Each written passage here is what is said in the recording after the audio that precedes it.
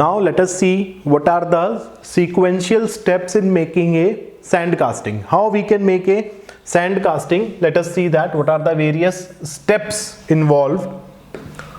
First one is, a pattern board is placed between the bottom, that is known as drag, and top, that is known as cope.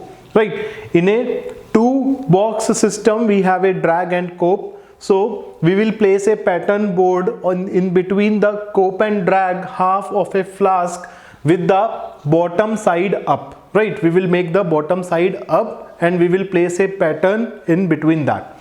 Right?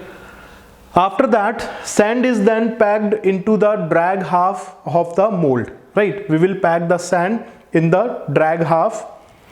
After that, a bottom board is positioned on the top of the packed sand and the mold is turned over. We will turn over the mold, showing the top half of the pattern with sprue and riser pin in the place. Right? We will attach the sprue and the riser pin and we will turn over that mold and showing the top half in the top. The cope half of the mold is then packed with the sand. After putting the riser and sprue in its place, we will pack the molding sand into the cope part. Right? First of all, we will pack the sand in the drag part. After that, we will pack the sand in the cope part, and the riser, sprue, all these gating elements, all these casting elements will be in the cope part, not in the drag part. So after placing the sprue and the runner, then we will put the molding sand in the cope part. After that, what we can do, the mold is open. Then we will open the mold and the pattern board is drawn or removed. Right? After that, what we can do, we will open the mold. Mold means the cope and drag part. We will open the cope and drag part, remove the pattern, and the runner and gate are cut into the surface of the sand. We will cut the runner and gate in the sand. The mold is then reassembled. We will reassemble the mold after removing the pattern. In place of pattern, we have the mold cavity with the pattern board removed and molten metal is poured through the sprue. Right? In the mold cavity, we will allow the molten metal and we will pour the molten metal through the sprue. Right? Molten metal will flow from sprue to runner and it will enter into the mold cavity through the gate. The contents are shaken from the flask and the metal segment is separated from the sand, ready for further processing. Next, this is the basic diagram of a casting. Right? We will already discuss this. This is your pouring cup. If it is not visible, I am writing it. This is your pouring cup. Pouring cup. This one is your pouring cup or pouring basin. This one is your sprue. Right? We will discuss the design of the sprue later on. This is your parting line. This line is your parting line. Right? We already know that. This is your parting line. Parting line. This is the casting system. This is your riser. Riser. Right? This is the core. We will discuss what do we mean by core. And this is your core print. This outside material is core print. This is your cope. This upper part is your cope. This lower part is your drag.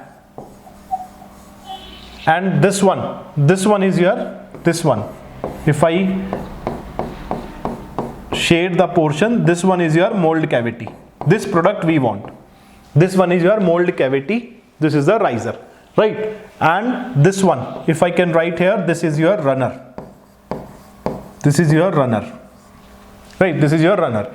And this entry, this is your in gate. Or simply we can write gate. In gate. So this diagram we already discussed. We will not waste our time in this. Right? So this is the pouring basin. Same diagram. Pouring basin. We have riser. We have runner. Mold cavity. This one is the mold cavity.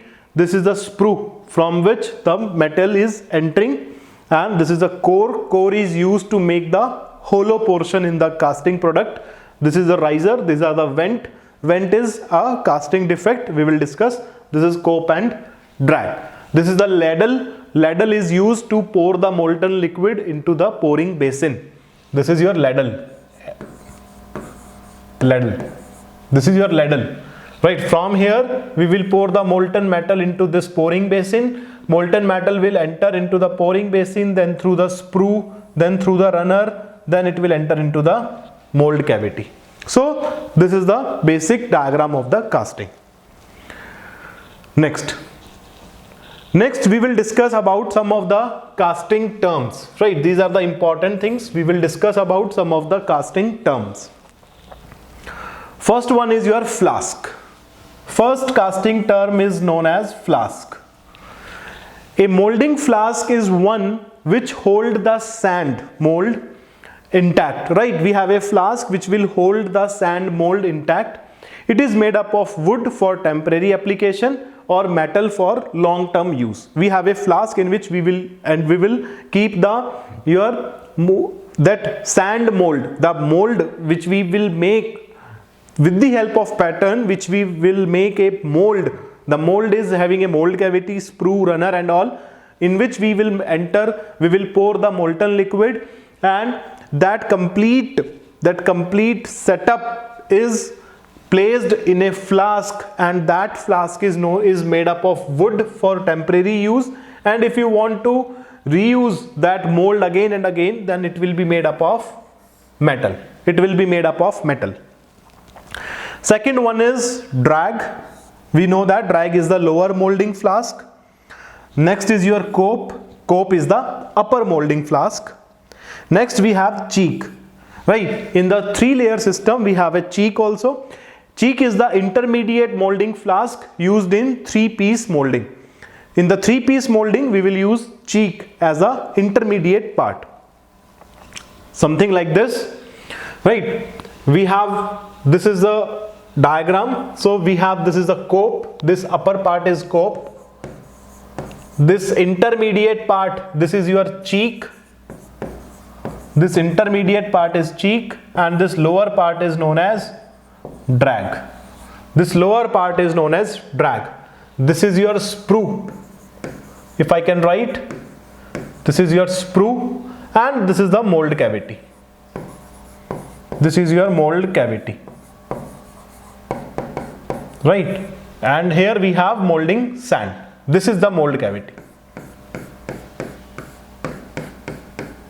This is your mold cavity. Right, next is your pattern. Most important thing which we want to discuss is pattern. Pattern is a replica. Pattern is a replica of final object to be made. The final product which you want to make, the pattern is the replica of that with some modifications. These modifications are known as allowances. These modifications are known as allowances. There are various type of allowances which we have to apply on this pattern. We will discuss these allowances in detail.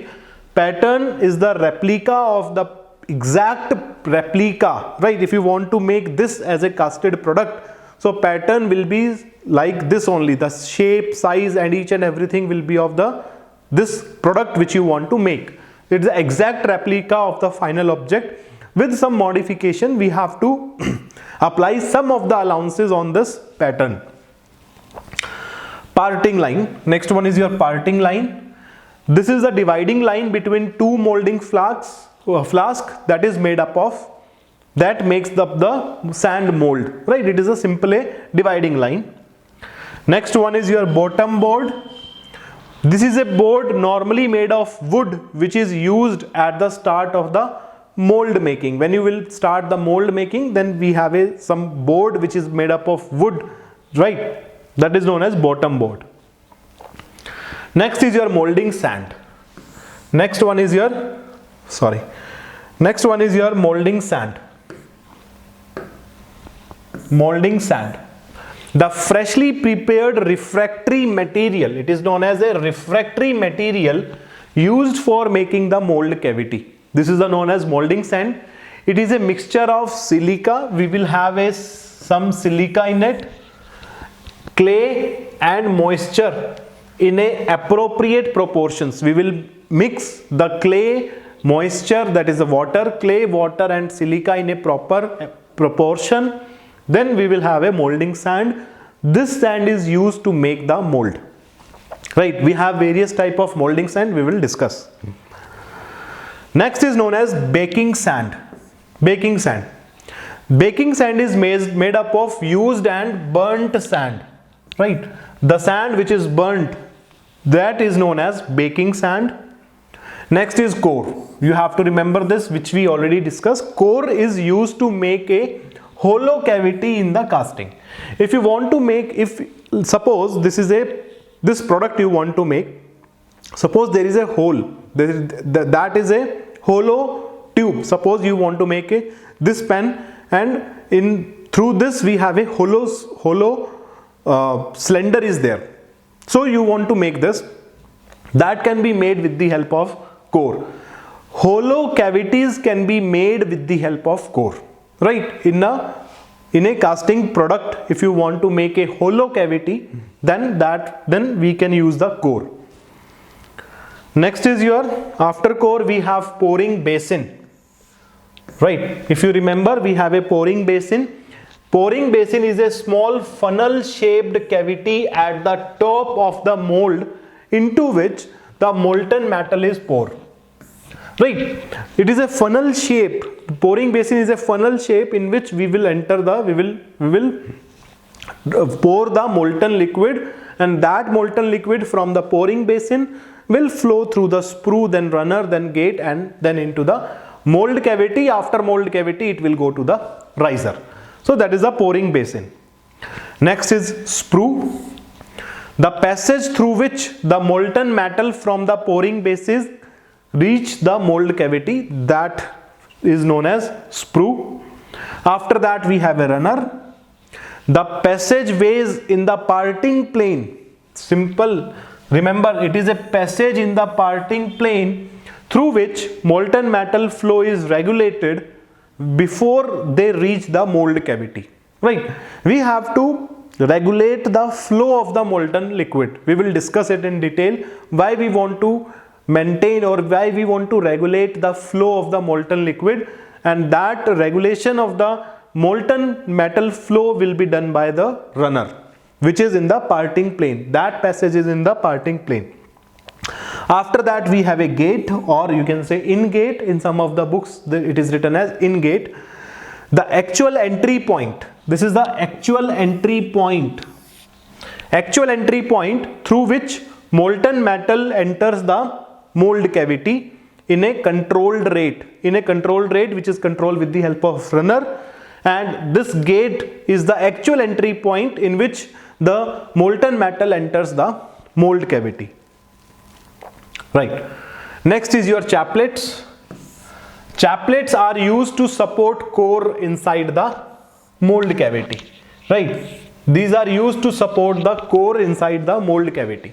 Suppose you want to make this type of casting product, and in between we have a hollow. This is hollow here. Right, so what we want to do, this is a hollow. Right, suppose this is a pattern. So here we have molding sand, here we have molding sand, here I place a core, a solid object which is known as core. Right, core. To hold this core we use this chaplets. Right, now when we fill this mold with the help of liquid metal, the liquid metal will be here only.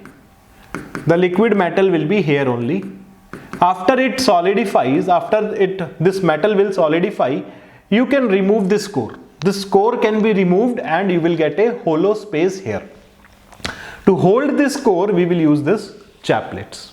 Right, next is your chills. Chills are the metallic object. Remember this, chills are the metallic object which are placed in the mold to increase the cooling rate of casting. I will explain this later on. To increase the cooling rate of the casting. Why we want to increase the cooling rate? Because in the casting, in the pattern, in the product which you want from the casting, you can say that there are some areas which have very thin cross section in the product.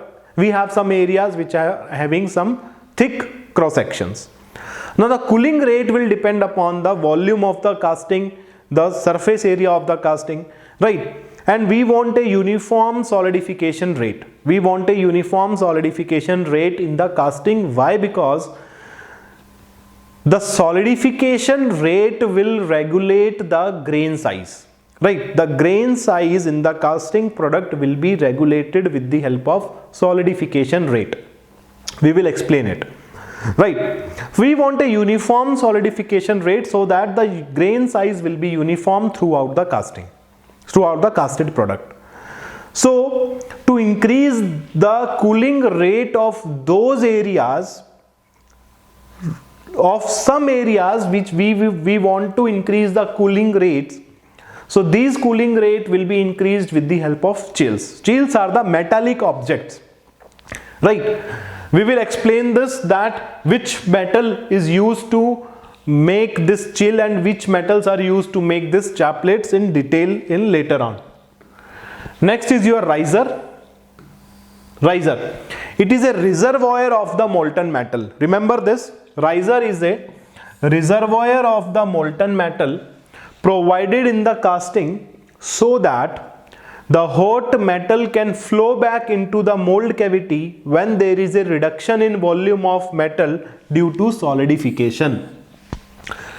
During solidification, when a liquid metal solidify, it shrink, right? Which we known as shrinkage allowance. We will discuss it, right? Suppose the volume of this pen, you want to make a casted product like this. Suppose this volume is 100 meter cube or 100 centimeter cube. You want to make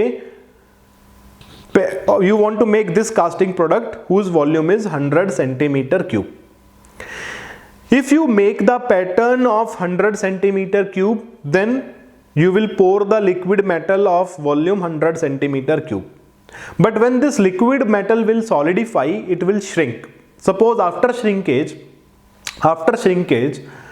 the volume of the solid metal after shrinkage will only be 97 centimeter cube, right? So this 3 centimeter cube more liquid you want, so that you will get a 100 centimeter cube of the product. So this 3 centimeter cube will be given with the help of this riser. So riser is a reservoir. We will maintain some reservoir of the molten metal, because during solidification, if shrinkage will be there, then to compensate that shrinkage, we need some more metal, more liquid metal. That more liquid metal will be given with the help of riser, right? So this is the riser. Next is padding. Next terminology is padding. Padding means tapering of thinner sections. Padding means the tapering of thinner section toward thicker section is known as padding. Suppose like this, right? You just see here. This is the mold cavity. This is the mold cavity. Here we have thinner sections. This is the actual section we want. Sorry. This is the actual section we want. But what we can do, we will taper this thinner section. This thinner section we will taper towards the thicker section. These are the thicker sections. So in the pattern, what we are doing, we will make this like this. We will taper this towards the thicker section. Thicker section is here, so we will taper towards here, right? This will require extra material. Obviously your pattern is now this one and these tapered, so it will require extra material. Now why we need this padding? If padding is not provided, the center line shrinkage or porosity will result in the thinner section. In the thinner section, your more shrinkage will result, or we can say that porosity will be in the thinner section.